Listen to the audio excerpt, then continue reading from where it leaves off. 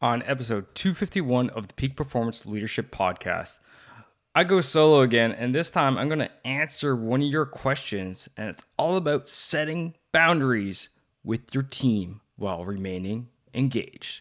That's right, folks. It's all about setting boundaries today. Are you ready for this? All right, let's do it.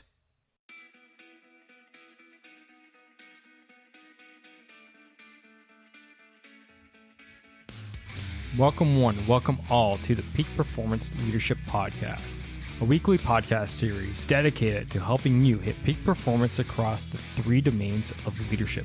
Those being leading yourself, leading your team, and leading your organization. This podcast couples my 20 years of military experience as a senior Canadian Army officer with world-class guests to bring you the most complete podcast of leadership going. And for more, feel free to check out our website at movingforwardleadership.com. And with that, let's get to the show.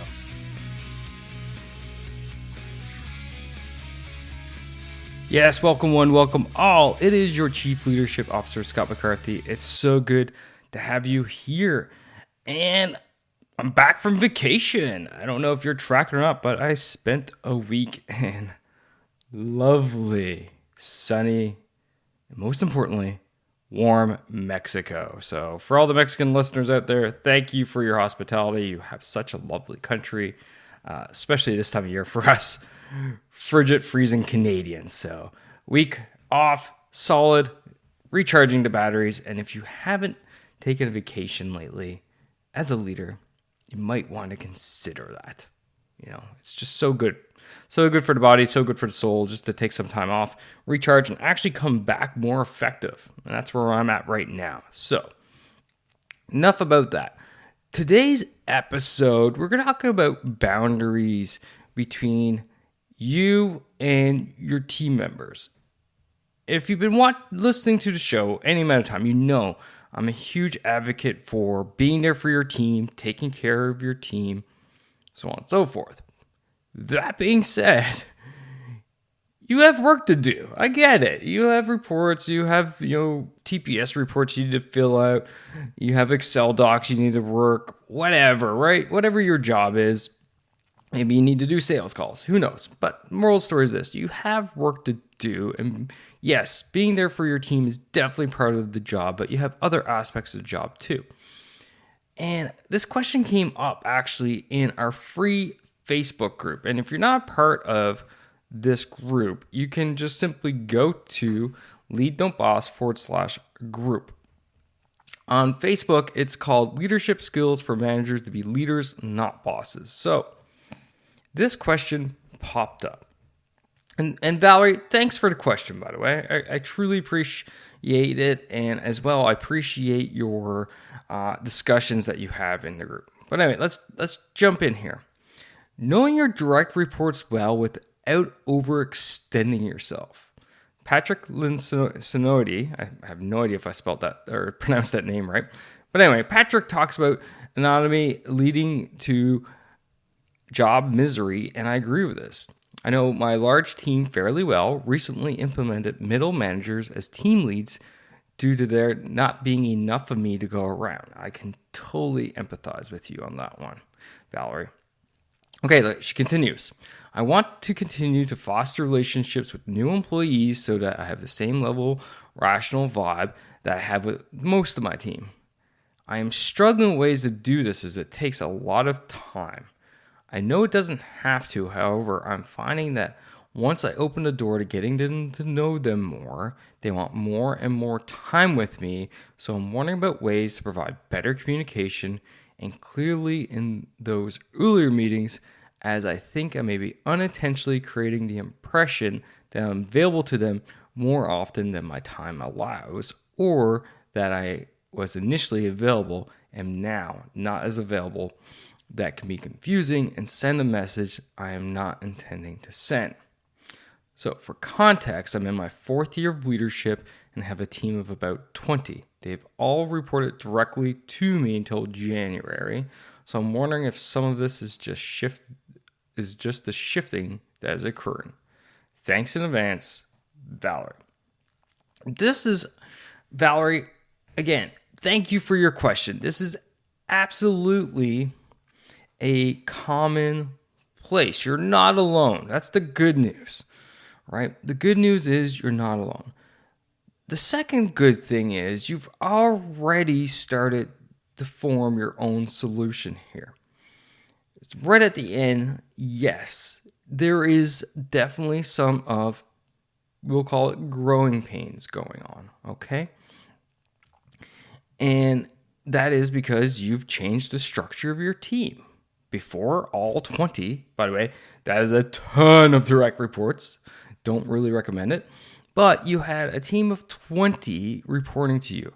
Now, you've made some changes. You have team leads. Awesome.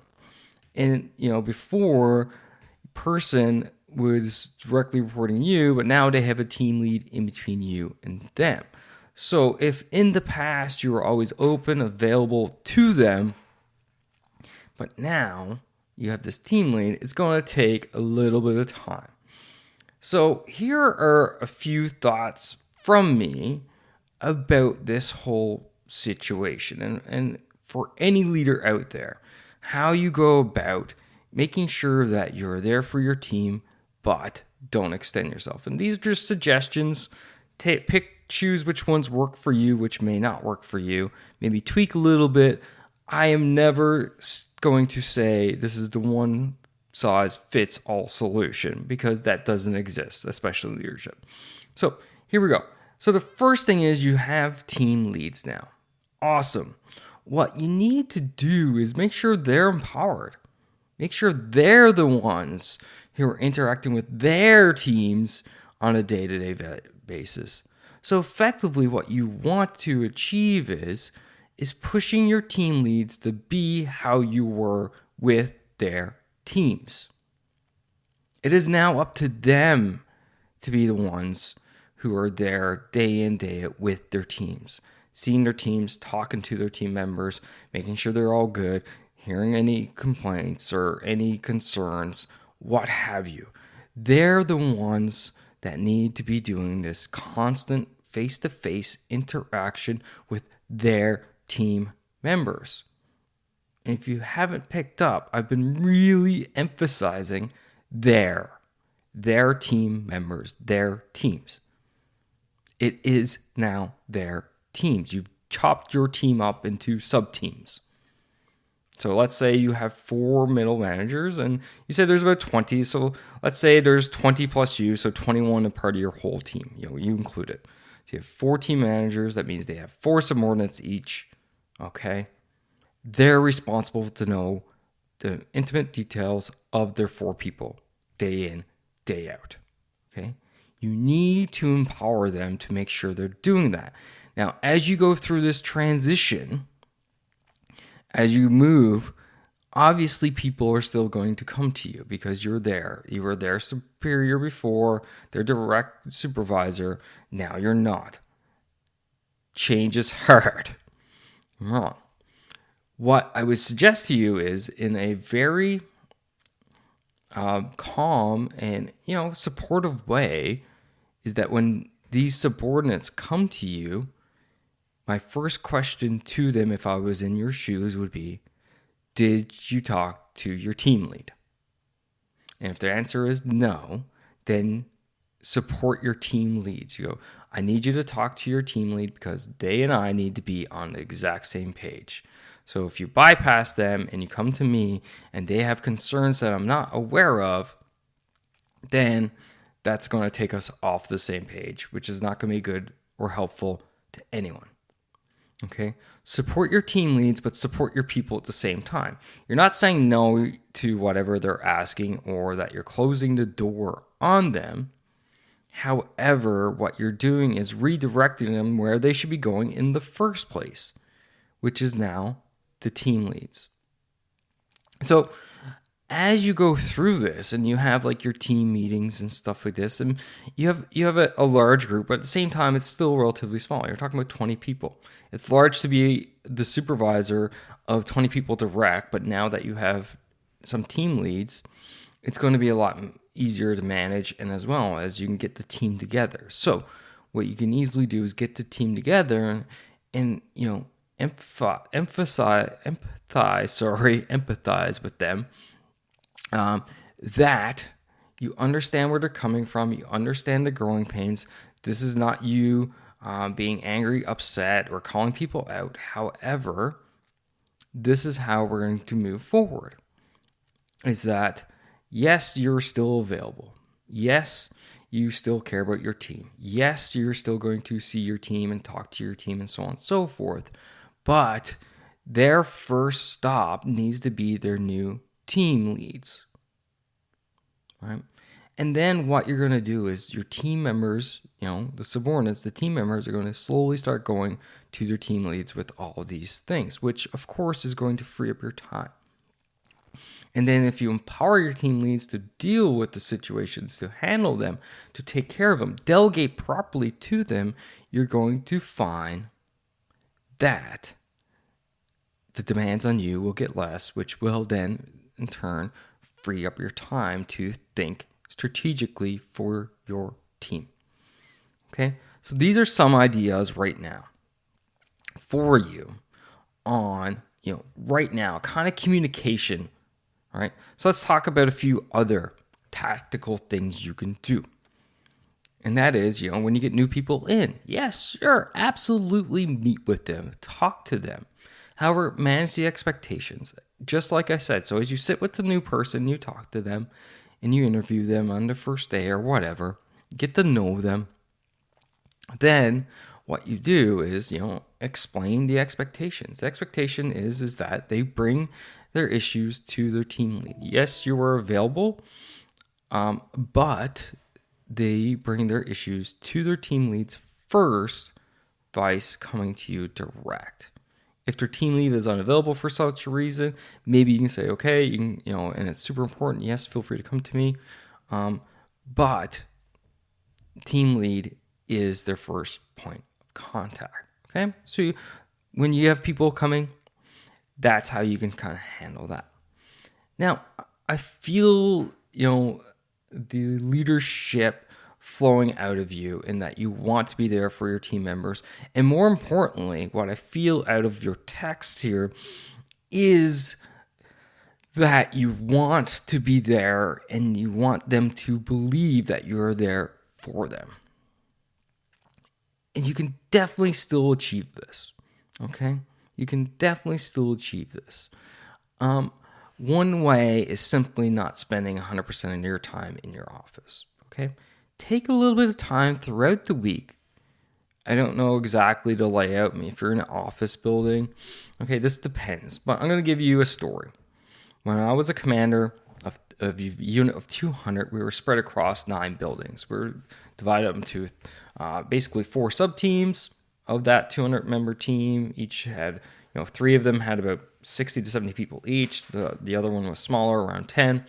And we were spread across 9 different buildings. So it's hard, just like you. I want to have a connection with my people, I want to know them, I want to hear what's going on, so on and so forth. So that said, every week I made sure to get out of my office and go walk the floor. Go visit a few of the different buildings, especially the ones I didn't work in. Okay? All right, and walk the floor and talk to the people and go around and see how things are going. And that enabled me to keep that connection. It was like an hour a week I would take. Now, can you spare an hour a week? My assumption is yes, you probably can, because you're probably spending more than an hour a week right now. Okay? And then as different issues popped up with our team members, I made sure that their team leads were enabled to handle it. And if they felt like they didn't have it or it was outside their scope or whatever, it would come up to me eventually. And then from there, we would work on the solution together for the member. Okay? But this is a kind of way how you get out. Some people refer to it as management by walking around. I just call it walking the floor. And that is getting out from your desk and being seen, talking to people, and just see how things are going. And the biggest thing here is try to avoid the work talk. Now, with your people, you probably want to have the work talk with them to see how things are going and stuff like this, but at the same time, and I'm sure you're doing this based off the tone I get out of your text, is, how's family life going? Because that impacts our work too, right? And see how their life is going and how things are going with them and so on and so forth. Genuinely care for them. And when people see you doing this and feel you actually being there for them and caring about them, they'll understand that you don't have time to have your door open for them every single minute of the day. Okay? And then the final bit of advice I have for you, Valerie, is if all else fails, this kind of goes against what I like to call open door policy per se, where people can come by anytime and say, hey, I need to talk. But blocking time off to say that you're unavailable. If you're having a hard time, to keep up with what you need to do, because in the end, that's going to affect your team as well. Time blocking is a great tactic, great strategy, one of which many members of our mastermind community, the Leader Growth Mastermind, implemented when we went through this as part of the content we did back in the spring, I believe, of last year. So you can look into time blocking and saying, okay, I'm available from this time to that time, or I'm, more importantly, unavailable during these times. And that's when you kind of focus on whatever it is you need to do. So maybe that tactic can help you too. But I would suggest that's probably the very last ditch effort per se. So I hope these different suggestions for you work. Again, look at them, overlay your situation to them. How might it work? Who knows? You didn't give me exactly a lot of detail about how your team is structured. Are you a remote team? Are you not remote team? Are you a hybrid team? Are you spread across multiple locations? Are you not? Are you together? These different things, all these different factors play in. So the moral story is here, you need to take your actual situation, overlay the advice I've just given you, and then in turn, decide what's best for you. And ladies and gentlemen, this goes for everyone who's listening here, and not just Valerie. Okay, so if you find yourself in a very similar situation, do exactly that. Overlay this advice to your situation and, see what works. And guess what? You can always tweak. You can always change. All right? You can always change, because that is adaptive leadership, and that's what we do.